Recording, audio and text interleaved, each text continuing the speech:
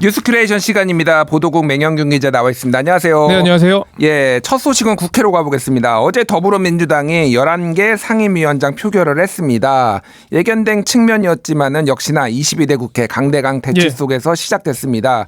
지금 국회 상황은 어떤지 좀 살펴보죠. 일단 쟁점 상임위원장을 민주당이 다 가져가면서 그 국민의힘 내에서는 강경한 목소리가 좀 힘을 좀 받고 있는 모양새입니다. 일단 뭐 민주당이 가져간 상임위 소속 국민의힘 의원들이 사임계를 제출을 했고요. 그리고 대신 그 상임위에 참석하지 않고 당분간 자체적으로 구성한 특별위원회를 운영한다라는 방침입니다. 그리고 우원식 국회의장에 대한 사퇴 촉구 결의안도 제출했습니다. 예, 국민의힘 의원들이 사임계를 제출했다라는 거는 우원식 국회의장이 이제 그 국회의장의 권한이기는 한데 각 300명의 의원들을 각 상임위에 이제 배정을 했는데 그 중에서 국민의힘 의원들은 나는 이 상임위에 이렇게 국회의장이 일방적으로 하는 걸 받아들일 수 없다라고 하면서 이제 거기서 물러나겠다 이렇게 한 거죠. 그러니까. 예, 그렇습니다. 그렇군요. 자, 국민의힘 입장에서 좀 갑갑한 상황인 것 같은데 어떤 전략이 있을까요? 일단 지금 뭐 국민의힘이 할 수 있는 게 없다라는 얘기가 좀 나오는데 오늘 의총을 열었는데 여기서도 좀 뚜렷한 대응 방안이 나오진 못했고 그냥 뭐 원내에서 투쟁하자 이런 의견들이 좀 나왔다고 하고요. 그러니까 국민의힘 상황은 항의 말고는 딱히 할 수 있는 게 뭐 없는 상황인 거죠. 그런데 이런 투쟁이 좀 여론의 힘을 받게 되면은 다행이겠지만 지금 총선이 끝난 지도 얼마 안 됐고 오히려 민주당을 향해서 민주당 지지자들이 더 강경하게 해라 이런 여론도 만만치가 않거든요. 그리고 지금 뭐 국민의힘은 나머지 7개 상임위원회 구성을 위한 테이블에도 나가지 않겠다 이런 입장이거든요. 근데 이것도 좀 여론전의 측면이 있는데 민주당이 뭐 독주한다 이건 잘못된 거다 뭐 이런 거를 좀 강조를 하려고 하는 건데 문제는 21대 그 전반기와는 달리 지금은 여당이잖아요. 예. 그러니까 국정을 책임져야 하는 좀 여당이 아무 일도 하지 않고 보이콧만 한다. 이 부분에서 또 국민의힘이 부담이 되는 측면이 있는 겁니다. 그래서 앞서 말씀드린 것처럼 특위를 통해서 민생을 챙기겠다는 입장이지만 특위를 통해 논의를 해도 입법은 할 수 없으니 지금 국민의힘이 좀 난감한 상황이다. 뭐 이런 얘기가 전해지고 있습니다. 그러니까 국민의힘은 지금 에너지, 뭐 외교 안보 등 한 15개 특별위원회를 만들고 거기에서 독자적으로 행동을 하고 입법은 할 수 없지만은 지금 시행령 그렇습니다. 정부하고 협조해서 시행령 같은 거를 개정을 해서 할 일을 하겠다라는 건데 아무래도 법을 만들어야 되는 상황이 오면은 좀 갑갑한 상황이 될 수 있을 것 같은데 민주당은 어쨌든 특별히 신경 쓰지 않는 모습이에요. 그렇습니다. 이미 뭐 상임위를 가동한 것도 있고요. 법사위 같은 경우에는 뭐 소위 구성에 착수를 했고 내일 전체 회의를 또 예고했습니다. 법사위 야당 간사에는 김승원 의원이 내정이 됐고요. 그리고 민주당은 모레 또 본회의를 열 예정인데 여당이 지금처럼 보이콧하면 나머지 7개 상임위원장도 가져갈 수 있다라는 입장을 분명히 하고 있습니다. 제가 뭐 민주당 관계자한테 들은 얘기는 7개 상임위원장 후보까지 이미 선정을 해놨다라는 얘기를 좀 하는 걸 봐서는 단독으로 할 수 있다라는 의지를 또 드러낸 거라고 봐야 되고요. 그렇게 해서 이제 해병대원 특검법과 방송 3법, 민생지원 특별법, 전세사기 특별법을 바로 좀 이달 안에 처리할 수 있도록 하겠다 이런 준비를 하겠다는 계획이고요.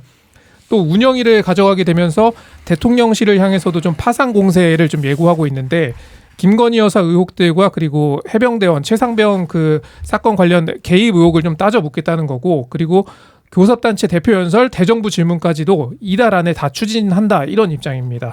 또 상임위에서 부처 업무 보고를 좀 추진할 예정인데 이거를 좀 불응하면은 청문회 하겠다 이런 얘기를 좀 전하기도 했습니다. 지금 국회 내에서 여야도 이제 강대강 대치를 하고 있는데 지금 민주당이 주도하는 입법부와 그리고 이제 윤석열 대통령이 지금 장악하고 있는 행정부 여기도 지금 충돌을 좀 강하게 할 것 같습니다. 일단 그렇습니다. 대통령실 입장이 나왔는데 뭐 공식적인 입장은 아니고 언론 보도에 따르면은 제2요구권, 거부권 행사의 명분이 더욱 견고해질 것이다. 이런 입장이 나왔네요. 예, 이거 대통령실 고위 관계자가 대통령 제2요구권 행사의 명분은 더욱 견고해질 것이다라고 말을 했습니다. 그러니까 지금까지 그 제2요구 거부권을 행사하면서 항상 했던 얘기가 이건 일방 처리된 법안이다 이런 얘기를 계속 대통령실에서 했었거든요. 뭐 그런 취지라고 봐야 되고요. 그래서 민주당이 독주해서 법사위를 차지했고 국회의장도 차지했으니 그렇게 해서 통과되는 법은 제2요구를 할 수밖에 없다라는 얘기를 하는 겁니다. 또 이 관계자가 이런 얘기도 했는데 여야가 대화와 타협으로 어렵사리 확립한 국회의 관례와 전통은 어떤 면에서는 국회법보다 더 소중히 지켜야 할 가치다. 그런 것이 중론이다라는 얘기도 했습니다.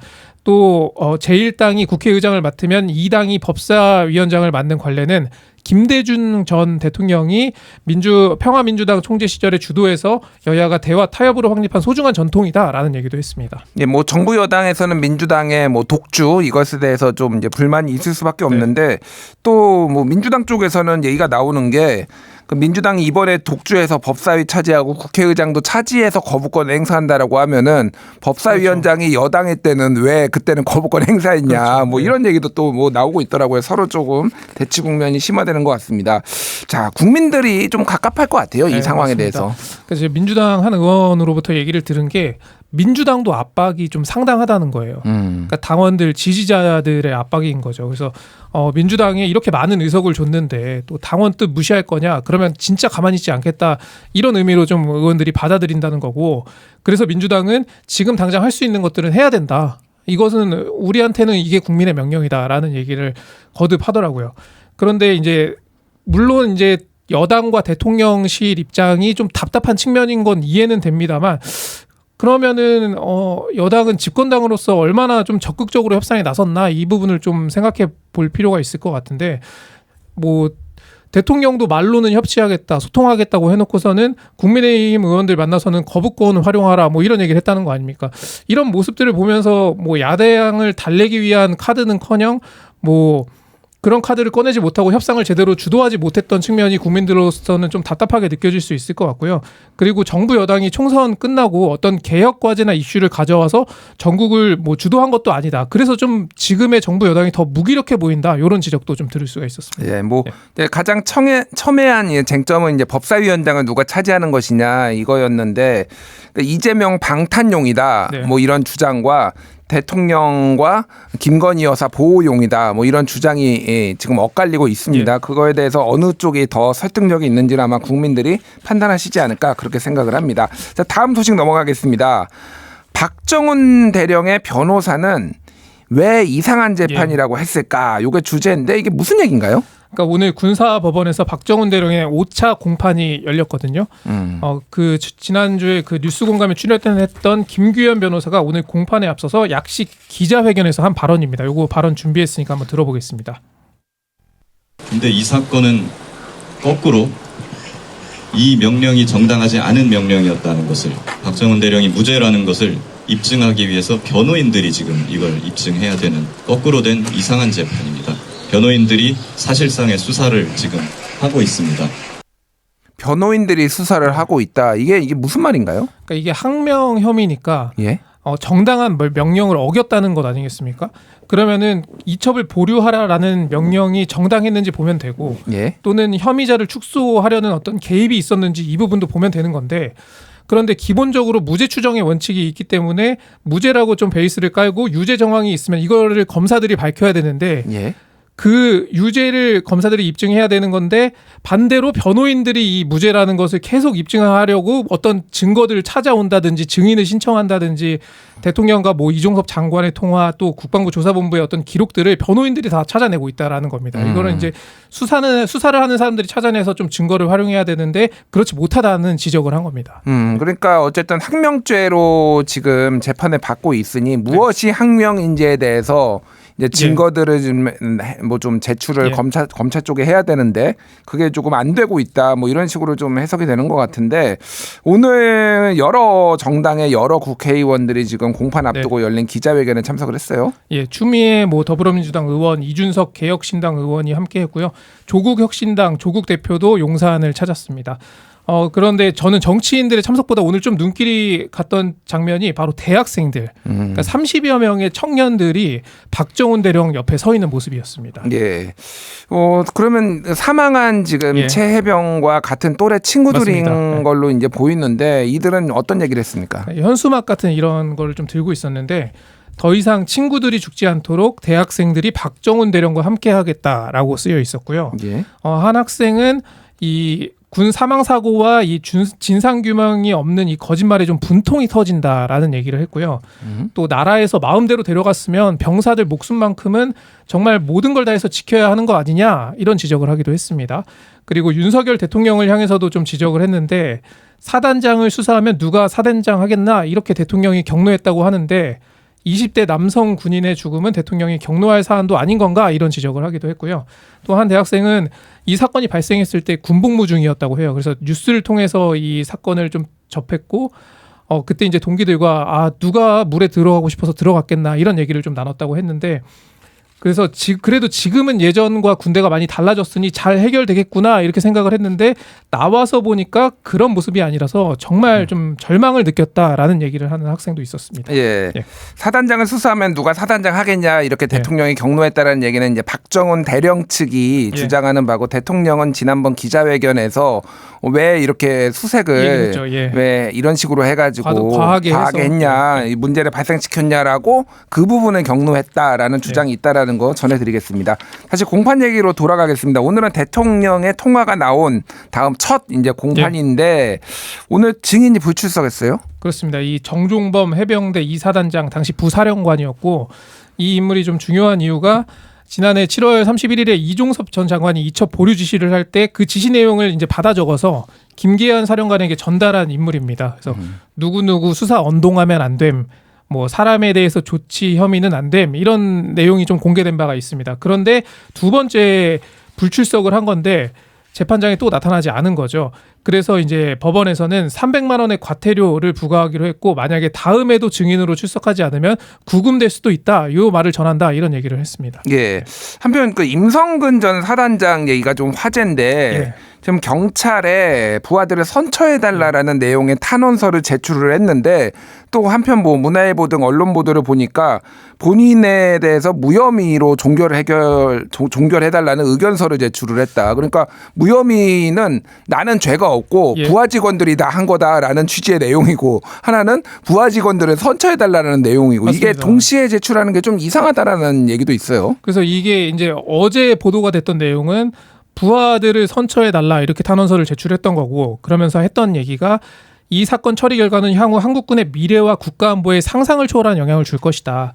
만일 이번에 군 작전 활동에 참여한 제 부하들을 형사처벌하게 되면은 그 파급 효과는 이들 개개인의 삶에만 국한되지 않는다라고 얘기를 한 건데요. 예. 오늘 그 문화일보 보도를 보면은 지난 3일 그 경북경찰청에 또 의견서를 제출했다라는 거예요. 예. 그래서 지난해 7월 그 호우 피해 실종자들을 찾기 위한 강제 수중 수색을 지시한 적이 없다라는 내용이고 또 수중 수색을 하고 있는지 알지 못했고 수중 수색을 뭐 지시할 권한도 없었다 이렇게 또 주장을 했다는 거예요. 또 예.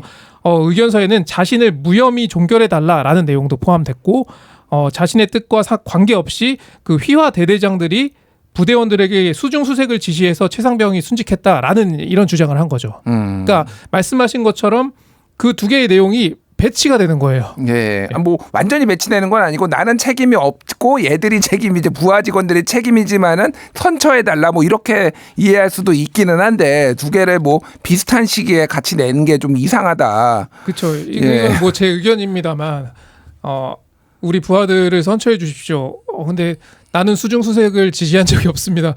이게 사실 좀 어울리지 않는 얘기인 것 같거든요. 예, 예. 그래서 어쨌든 뭐 부하 직원들이나 일선의 이제 병사들은 이제 바둑환식 수색 이게 네. 사실상 명령이었다 이렇게 받아들이고 있고 대대장은 지금 임성근 사단장하고 대지신문 하게 해달라 이렇게 요청까지 있었다는 요 내용까지 전달하겠습니다. 자, 다음으로 넘어가겠습니다. 김건희 여사 명품백 수수 의혹에 대한 권익위의 위반 사항 없음 결정이 났는데 지금 후폭풍이 이어지고 있습니다. 그렇습니다. 그 22대 국회에는 전직 국민권익위원장이 있잖아요. 전현희 의원인데 예. 어제는 SNS에 글을 올렸고 오늘은 국회에서 또 기자회견을 했습니다. 한 대목 준비했거든요. 들어보겠습니다.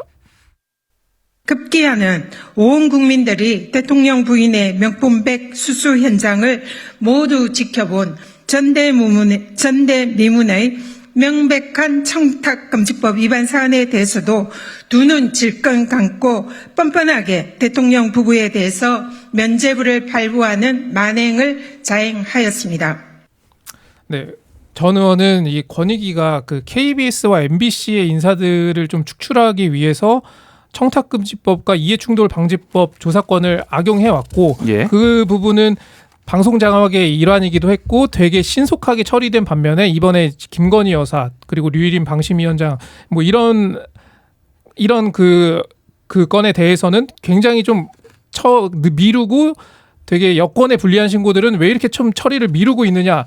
대통령 뭐 권익이냐 이게 국민 권익이가 아니라 뭐 이런 얘기를 하는 겁니다. 그러니까 그 권익위에서 예전에 이제 KBS 이사라든지 이제 방송문화진흥회 이사들이 권태선 이사장이나 이사장이나 이런 사람들의 법인 카드 뭐 이런 것들이 잘못 사용됐다 이런 민원이 제기됐을 때 굉장히 신속하게 해가지고 이사들을 고발 조치하거나 이제 교체되는데 이제 제공 어떤 뭐 실마리를 제공을 했는데 이번 건은 굉장히 시간이 많이 걸리고 결과적으로 그 조치도 미흡했다 뭐 이런 주장인 거죠, 그러니까. 네, 그렇습니다.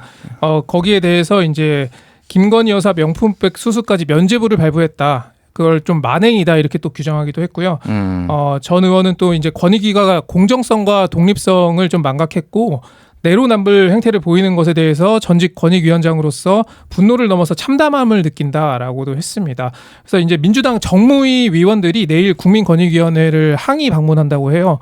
또 이와 함께 이제 그 이번에 배우자는 어떤 제재 그 규정이 없어서 종결했다라는 것에 대해서 이 청탁금지법은 배우자도 청탁을 받지 말라는 취지로 좀 만들어진 건데 이 현행 청탁금지법의 보완 입법도 함께 추진하겠다 이런 입장을 밝히기도 했습니다. 예, 이게 그래서 좀 해석의 여지가 굉장히 많죠. 대통령 배우자에 대한 뭐 이제 처벌 조항이 없다 뭐 얘기를 했는데 그러면 지금 청탁금지법은 공직자의 배우자에 대해서 8조에 보면은 이런 뭐 뭔가를 이제 제 물품을 수수하면 안 된다 뭐 이렇게 돼 있으니까 그러면은 대통령은 공직자가 아닌가 그러면은 뭐 별도의 규정을 따로 둬야 되는 것인가 막 이런 뭐 논란들이 있더라고요. 그래서 맞습니다. 뭐 그러면은 앞으로는 이제 명품백 받아도 되는 거야? 민주당에서는 뭐 그런 식의 이제 논평까지 나오고 좀 파문이 확산되고 있는데 그랬으면은 대통령이 이 사실을 알고 있었는지 그리고 그걸 알았을 때 신고를 했는지 이 부분까지 따져봐야 된다라는 거죠. 그러니까 원래는 이제 이거는 공직자를 처벌을 할 수 있게 되어 있는 건데 형 뭐 재직 중에는 대통령은 형사상 소출을 받지 않으니 어쨌든